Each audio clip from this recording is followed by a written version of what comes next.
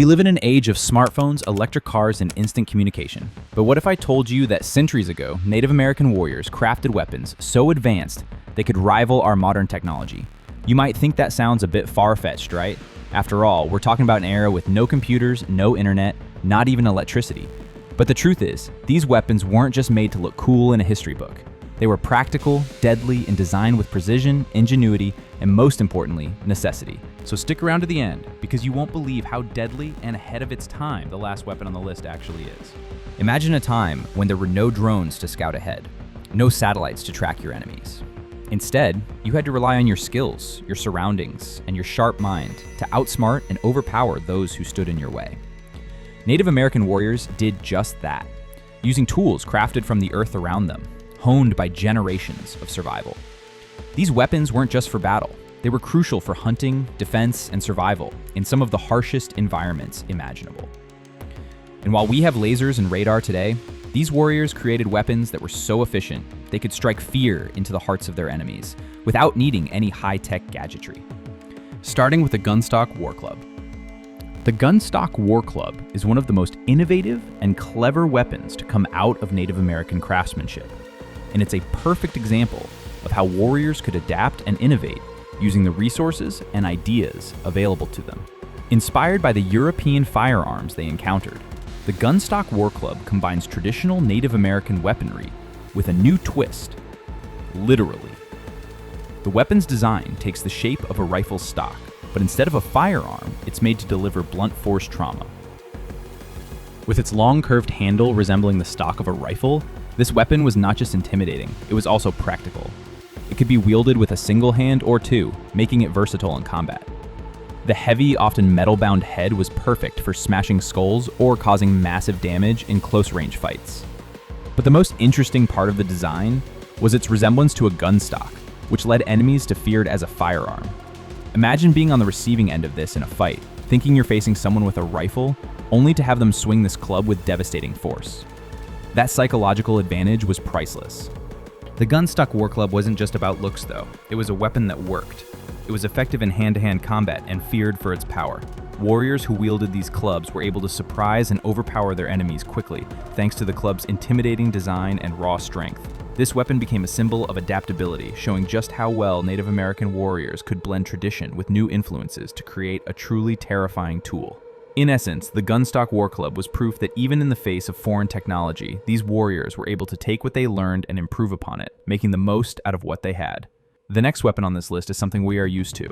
The bow and arrow were not just tools in the hands of Native American warriors. They were finely tuned instruments of precision. Used for over 8,000 years, these weapons were crafted with such skill that they became deadly extensions of their creators. Can you even begin to imagine a warrior in full stealth mode, crouching low in the underbrush, pulling back the string of his bow, aiming for a target several hundred yards away? With a smooth release, the arrow would fly through the air with the power and speed to pierce through the thick hide of a buffalo, a feat that modern hunters would envy. Now, the bows weren't just any simple wooden sticks with strings. These bows were made from materials like yew, hickory, and Osage orange, each chosen for their strength and flexibility. The Native Americans used the natural properties of these woods, bending them into precise shapes that maximize the power of each shot. And the arrows? They were often tipped with bone, stone, or even metal, each one carefully crafted to ensure that the arrowhead would penetrate its target with devastating force. What made these bows even more impressive was the range. Some could shoot arrows up to 200 yards, a distance that would leave most of us scrambling to even see the target with our modern hunting gear. In fact, the accuracy and force of these bows made them the weapon of choice for both hunting and warfare. A single shot could take down large game like elk or deer from a distance. And in battle, they allowed warriors to engage enemies without ever having to get up close and personal. In short, these bows weren't just for hunting. They were a key part of survival, a critical tool in maintaining balance with nature and a symbol of the incredible skill and ingenuity of Native American cultures. Now let's talk about the Ulottle, the weapon that takes throwing a spear from basic to extreme. If you've ever thrown a stick for your dog, you know how satisfying that little zoom through the air can be. Now imagine taking that same principle, but cranking up the power, speed, and distance. That's what the Ulottle did. It's a spear thrower that allowed warriors to launch projectiles with the force and precision of a modern-day javelin thrower. The Ulottle was a simple yet brilliant tool, consisting of a long, flexible shaft with a hook or notch at the end to hold the spear. This tool was a total game changer in ancient combat and hunting. By using the Ulottle, warriors could throw their spears much farther and harder than if they were using their arms alone. With the added leverage, they could launch spears up to 100 yards or more. Imagine hitting a target that far away with enough force to pierce through thick skin and muscle. Sounds like something out of an action movie, right? But it was real, and it was effective. The Ulottle was used for both hunting and warfare. For hunting, it allowed warriors to take down large game from a safe distance, like bison, deer, and elk. In battle, it provided an advantage, being able to strike first from a distance without having to close the gap between you and your enemy. It was quick, deadly, and efficient, and what's even cooler, it was lightweight and portable, meaning warriors could carry several spears ready to launch at a moment's notice. In short, the Ulottle was the ultimate tool for any serious hunter or warrior, boosting their throwing power and giving them a serious edge in battle or on a hunt. And if you think that was incredible, wait till you hear about the tomahawk. The tomahawk was far more than just an axe. It was a tool, a weapon, and even a symbol of Native American culture. It wasn't only used for chopping wood or clearing paths. In fact, the tomahawk was so versatile that it could be used for everything from hand-to-hand combat to throwing in battle. Its design was sleek, efficient, and deadly, making it perfect for quick strikes, close-range combat, and even as a projectile in war. And the beauty of the tomahawk was in its simplicity. Its small size made it easy to carry around and even easier to use in the heat of battle. What made the tomahawk unique was how multifunctional it was. Some versions even had a pipe bowl attached to the handle, making it a sort of two-in-one weapon. Not only could you use it as a battle tool, but you could also light up a smoke after a long day of fighting. Imagine being able to switch from being a fierce warrior to a peaceful smoke break enthusiast in a heartbeat. It was the perfect embodiment of both peace and war, all in one handy package. Fun fact, when European settlers arrived, they were so impressed with the tomahawk's design and effectiveness that they started using them too. These settlers didn't just adopt the weapon, they made it their own. Some even replaced the stone blade with metal, improving its durability and making it even deadlier in combat.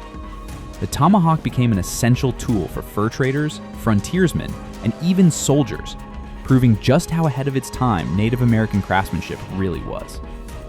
So, while it may have started as a Native American weapon, the tomahawk eventually became an iconic part of American history, blending practicality with cultural significance. It wasn't just an axe, it was a symbol of adaptability and resourcefulness. War clubs were the heavy hitters of the Native American weaponry arsenal, literally. Crafted from wood, stone, or bone, these blunt force weapons were designed for one purpose: close combat. There's something uniquely terrifying about a weapon that's not about slicing or piercing, but about sheer force. With their heavy, weighted heads, war clubs were built to crush, not just wound. Their design was straightforward.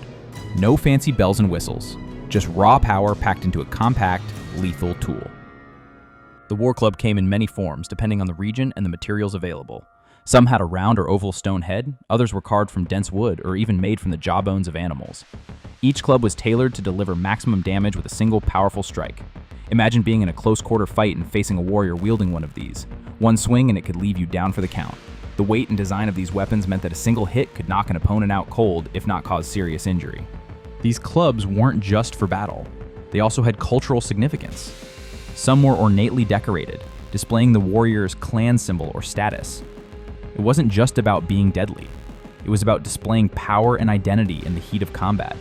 And let's face it, sometimes you don't need a sharp edge to make an impact.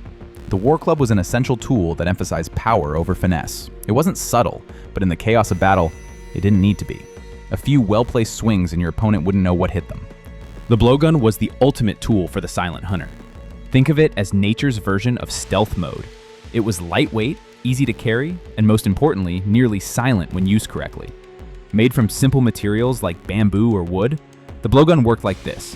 You placed a small dart into the end of the tube, took a deep breath, and exhaled with precision. The dart shot out, powered only by your breath, making it incredibly quiet.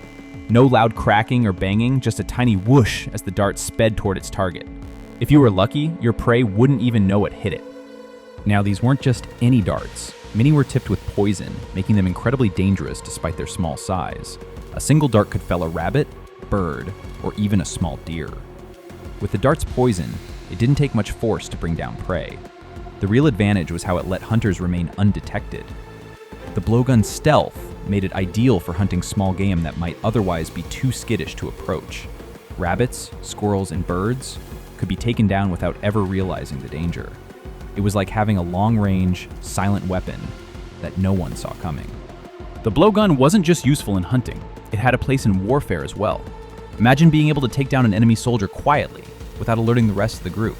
For some tribes, blowguns were used to deliver surprise poison darts in battle. This silent weapon allowed them to stay hidden, strike quickly, and retreat before the enemy had any idea who or what had just attacked. It was simple, effective, and terrifyingly quiet. Truly the silent predator's tool. The knife was one of the most essential tools in the Native American arsenal. It wasn't just a weapon, it was a survival tool. A multi-purpose companion for everyday life. Whether it was crafted from bone, stone, or metal, the knife had the versatility to handle almost any task.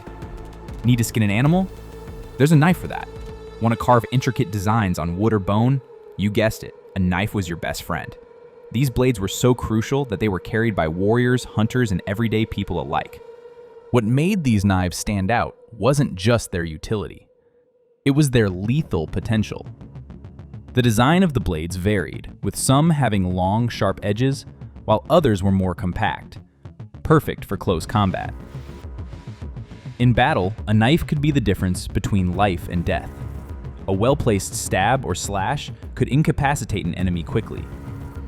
And because knives were so compact, warriors could carry them easily, always ready for action. And the beauty of a Native American knife was that it wasn't just about killing. It was about precision and practicality. Whether it was cutting through a tough hide or defending against an attack, these knives could do it all. The craftsmanship was incredible, with handles made from wood, antler, or bone, and the blades sharpened to a deadly edge. It wasn't just about swinging it around, it was about knowing exactly how to use it to get the job done. In a world where survival often depended on the ability to improvise and adapt, the knife was more than just a weapon. It was a symbol of self-reliance, ingenuity, and the skill to turn even the most basic tool into a powerhouse of utility. Now, while knives were essential for everyday tasks in combat, there are other weapons that brought a different kind of power to the battlefield. One of those was the sling, a deceptively simple yet deadly weapon that could strike from a distance. It's not something you'd normally associate with battle, but when you look closer, you'll realize how incredibly effective it was. The sling, at first glance, might seem like a kid's toy, but it was anything but that in the hands of a skilled warrior. Made from a piece of cloth or leather with a pocket for a stone, it was light, portable, and deadly accurate. A well-trained warrior could hurl stones at high speeds, often hitting targets hundreds of feet away with the precision of a modern-day marksman. With a sling, you could take down small game like rabbits or birds, or in battle, target an enemy from a safe distance without even having to get close. The beauty of the sling was in its stealth. It was a quiet weapon, no loud bangs, just the swish of the sling and then the thud as the stone struck its target. It was perfect for surprise attacks, and in the right hands, it could be just as effective as any bow or spear. But even with all this precision, there was another weapon that allowed Native Americans to fight with power and reach, one that brought a long-standing tradition of survival and battle tactics to the front lines. That weapon was the spear. The spear was a classic weapon in many Native American cultures. Unlike the short, handheld weapons used for close combat, the spear allowed warriors to engage enemies at a distance while maintaining a powerful reach. With a sharp stone or metal point, spears were designed for thrusting or throwing. For hunting, they were used to take down large game like buffalo, while in battle, they provided warriors with the ability to strike swiftly from a safe distance. The spear also came in different variations, with some designed for throwing and others for hand-to-hand combat. What made the spear particularly effective was its versatility. It could be used with a shield in close-quarter combat or thrown with deadly accuracy, often from far enough away to avoid the full force of an enemy's weapon. While the spear might not have been the most advanced weapon in terms of technology, its simple, adaptable design made it an essential tool for survival, showing once again that sometimes simplicity is the key to lasting effectiveness. Shields in Native American culture were so much more than just tools of defense. They were pieces of identity, heritage, and spiritual symbolism. Sure, shields protected warriors from arrows and strikes in battle, but they also told the story of the warrior who wielded them. Each shield was unique, crafted with personal significance and adorned with symbols that reflected the warrior's clan, tribe, and personal journey. Think of it like a visual biography, except instead of pages and ink, it was painted with animal motifs, geometric patterns, and spiritual imagery. For example, a shield might be decorated with symbols representing strength, courage, or protection from spirits. Some shields featured the likeness of animals, like the eagle or bear, believed to provide the warrior with the traits of those creatures, swift flight or raw power. Other shields incorporated spiritual designs that were thought to offer blessings or protection in battle, making them not just physical armor, but spiritual armor as well. But shields weren't just about what was painted on them. They were also designed for maximum effectiveness in combat. Native American shields were often round or oval, made from materials like wood, buffalo hide, or even woven grasses. Their size and weight varied, with larger shields offering more protection but less mobility, and smaller shields being quicker to maneuver but offering less coverage. In a world where honor, status, and bravery were highly valued, a shield wasn't just a piece of equipment. It was a reflection of the warrior's spirit and the deep connection they had with their ancestors. It represented the story they carried with them into battle, every slash and dent a testament to their survival and their journey. The warrior and the shield were one, both an individual and a symbol of the community they fought for. The weapons we've discussed weren't just tools. They were an extension of the warriors who used them. They were crafted with purpose, made to reflect the strength, spirit, and culture of the people who depended on them. Each one, whether it was a bow, a war club, or a shield, carried meaning beyond its practical use.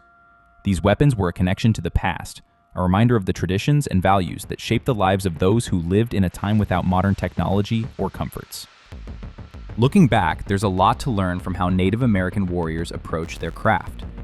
These weapons weren't just made with skill, they were made with respect for nature, the environment, and the community. Innovation wasn't just about building something new.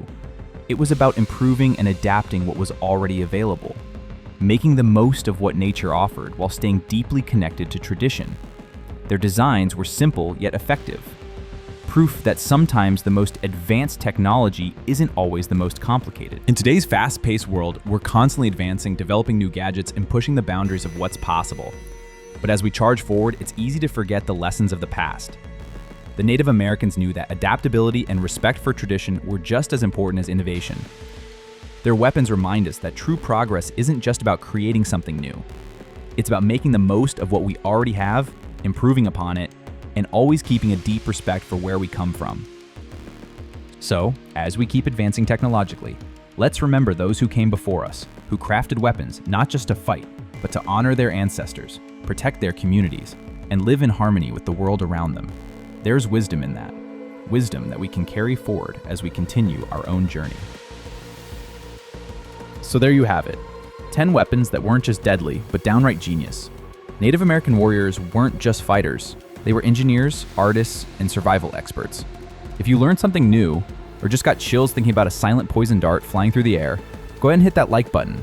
Comment which weapon shocked you the most, share this with a history-loving friend, and subscribe for more Native American content.